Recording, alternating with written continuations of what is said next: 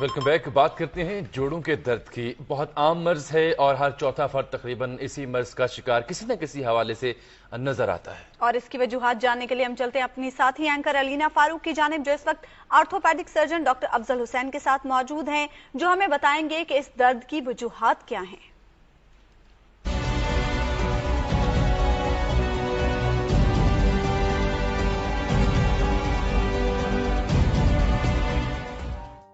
आमतौर पर जब नेक पेन होता है, कमर दर्द या जोड़ों का दर्द, हड्डियों से रिलेटेड कोई भी दर्द, तो हम इसको बहुत इजी लेते हैं, लाइट लेते हैं, कहते हैं बाम लगा लेंगे, पेन किलर खा लेंगे, दर्द ठीक हो जाएगा।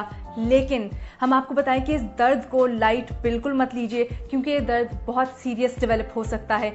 इस हवाले से हम बात करते हैं, हमारे साथ डॉक्टर अफजल हुसैन मौजूद हैं, जो कि ऑर्थोपेडिक सर्जन भी हैं। अस्सलाम वालेकुम डॉक्टर साहब। वालेकुम अस्सलाम। हमें बताइएगा कि ये दर्द, सीरियस दर्द किस तरह से स्टार्ट होता है? दर्द को कभी भी आप इग्नोर नहीं करेंगे।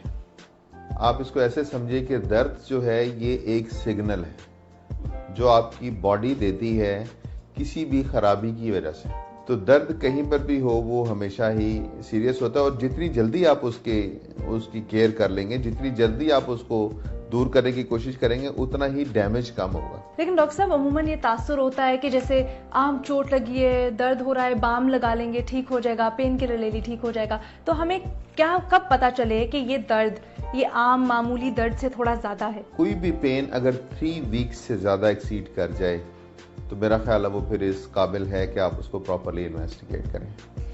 अब हम बात करेंगे थोड़ा सा स्पेसिफिक ट्रीटमेंट के बारे में, जो स्पाइनल ट्रीटमेंट, कमर दर्द, जोड़ों का दर्द और जो नेक का दर्द है, इसके बारे में आप क्या ट्रीटमेंट ऑफर करते हैं और किस तरह से होता है, हमें बताइए। पहली बात, जैसे मैंने कहा कि जो यहाँ पर जो मेरा तरीका इलाज है जिसको मैं अब फॉलो कर रहा हूँ, उसमें नंबर 1 तो बात ये है कि पेन किलर बिल्कुल भी नहीं देते, मेडिसिन फ्री है।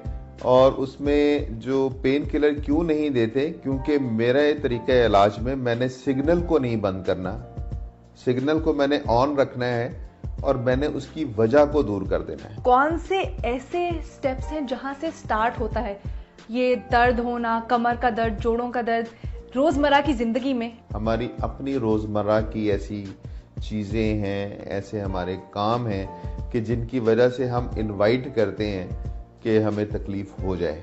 फॉर एग्जाम्पल लेट के टेलीविजन देखना, फॉर एग्जाम्पल बेड पे बैठ के या लेट के लैपटॉप का लंबा लंबा इस्तेमाल करना, बहुत बहुत लंबी लंबी देर तक इस तरह मुसलसल मैसेजिंग में मसरूफ रहना। तो कोई भी, इन ब्रीफ मैं जो चाहूंगा कहना वो ये है कि कोई भी ऐसा पोस्चर कि जिसमें नेक एक एबनॉर्मल पोजीशन में काफी देर तक रखी जाए, जो कि पेनफुल हो, प्रॉपर इंजरी होती है और बॉडी को डैमेज कर रही होती है। इसी हवाले से बात करते हैं, अभी जाके देखते हैं डॉक्टर साहब के साथ कि किस तरह से इलाज होता है और क्या क्या टेक्निक्स, प्रोसीजर्स होते हैं इस इलाज में।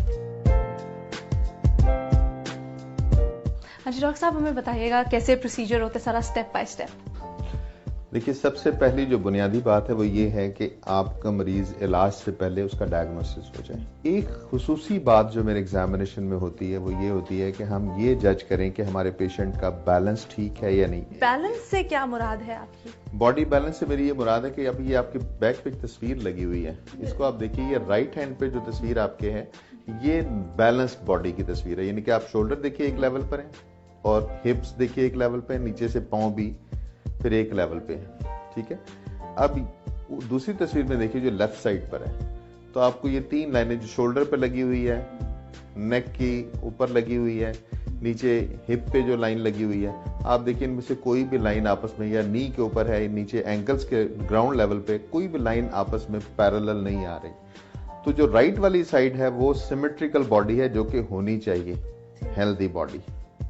लेफ्ट साइड पे वो बॉडी है जिसको हम एसिमेट्री बोलते हैं। अब ये चीज देखने के बाद सिर्फ इसको देख लेना या एक दफा ठीक कर देना ही काफी नहीं होता। इसके बाद जरूरी ये है कि कोई भी मरीज जो हमारे पास आया है उसको हम ये बता दें कि ये जो तुम्हारा बैलेंस खराब हुआ है ये क्यों हुआ है।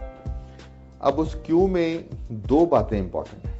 पहली बात, कोई एक्सीडेंट हो जाए, दूसरा ये कि फिर हम उसकी डिफरेंट लाइफ स्टाइल्स भी देखते हैं कि उसका प्रोफेशन क्या है, उसकी फंक्शनल डिमांड्स क्या हैं, जैसे अगर मैं ख़वातीन की बात करूं तो ख़वातीन की घर में कैसे काम है वो करती हैं, किचन में ज़्यादा काम कर रही हैं, वो जॉब कर रही हैं, और छोटा बच्चा है जिसको वो पाल रही हैं। रात को अगर उनकी नींद डिस्टर्ब हो रही है, लेट नाइट उन्हें जागना पड़ रहा है, अर्ली मॉर्निंग उन्हें उठना पड़ रहा है, तो just we dig into the lifestyle of a patient. हमारा ट्रीटमेंट रिस्ट्रिक्शंस का ट्रीटमेंट नहीं है, रेस्टोरेशंस का ट्रीटमेंट है। तो डॉक्टर साहब दिखाइए हमें ट्रीटमेंट, इतना इनोवेटिव ट्रीटमेंट कैसे होता है?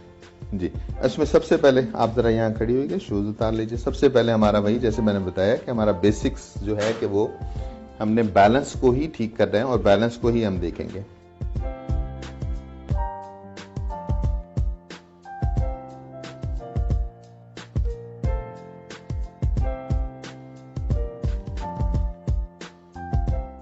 Now we're ready to start.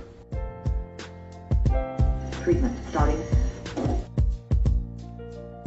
ये मैंने वाइब्रेशन में फील करूंगा जो कि यहाँ से एंटर हो रही है, स्पाइन में से थ्रू आउट पास हो रही हैं। आप यहाँ जी आप उंगली लगाइए, देखिए आप फील करेंगे वाइब्रेशन। बिल्कुल ये ऐसे ट्रैवल करेगी।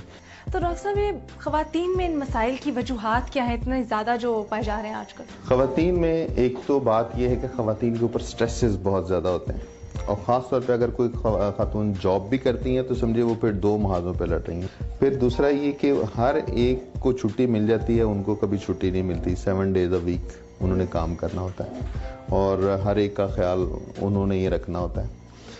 दूसरी ये कि फिर बच्चा होने का एक बर्डन, पतला स्मार्ट रहने का शौक।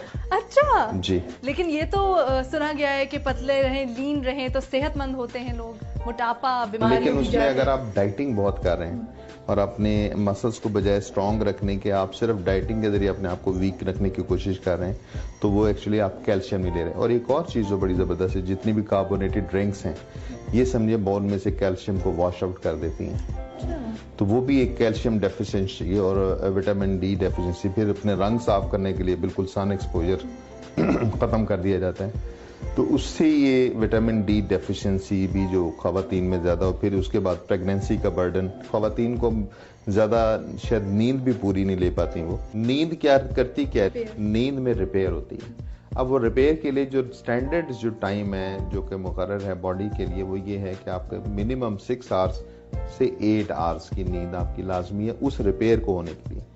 अब अगर आप कंसिस्टेंटली कई रातें ऐसी गुजर रही हैं या आपके हैबिचुअल है कि आप 4 घंटे सोते हैं, तो वो फिर इफेक्ट ऐड होता रहता है और वो इंजरी का सबब बन जाता है। हमारी बेस्ट विशेस आपके साथ हैं डॉक्टर साहब, लोगों में भी अवेयरनेस फैलाइए और लोगों को इसी तरह ठीक करते रहिए। लेकिन फिलहाल यहाँ से इतना ही, आपको मजीद प्रोसीजर्स बताते रहेंगे।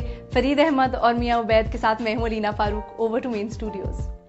जी अलीना, बहुत शुक्रिया। हमें बता रही थी जोड़ों के दर्द के हवाले से माहिर डॉक्टर के साथ मौजूद थी, जो बुनियादी तौर पर बता रहे थे कि जो आपके पोस्चर्स हैं वो अगर दुरुस्त हों तो जोड़ों के दर्द से बचा जा सकता है। और जामी ये टिप्स यकीनन हम लोगों के लिए भी बहुत